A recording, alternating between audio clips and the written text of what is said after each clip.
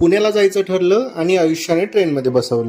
नमस्कार मित्रांनो, मी तुमचा लाडका शुभ्या. आज पुण्याला जायचं होतं म्हणून थेट आलो बारामती स्टेशनला. नशीब चांगलं होतं, गाडी आधीच लागलेली होती, म्हणजे धावपळ नाही. तिकीट काढलं, ट्रेनमध्ये बसलो आणि तेवढ्यात कळलं की हा प्रवास नाही, हा लाईव्ह शो आहे. ट्रेन कटफळ स्टेशनला थांबली. लोक चढत उतरत होते, कोणी इकडे तिकडे बघत होतं आणि ट्रेनमध्ये फुकटची भांडणं सुरू होती.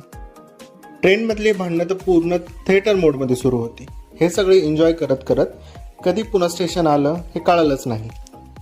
तसा तर मी कॅब वगैरे घेणारा व्यक्ती नाही आहे, पण आज काय स्पेशल व्यक्ती आपल्याबरोबर असल्यामुळे थोडा खर्च करावा तर लागणारच. थोडा वेळ वाट पाहिली आणि आपली कॅब आली आणि पुण्याच्या ट्रॅफिकमध्ये आपलं स्वागत झालं. हॉर्न, गर्दी, राडा सगळं पार करत शेवटी आपण पोचलो आपल्या रूमवरती. तर मित्रांनो, आजसाठी एवढंच. Bye bye.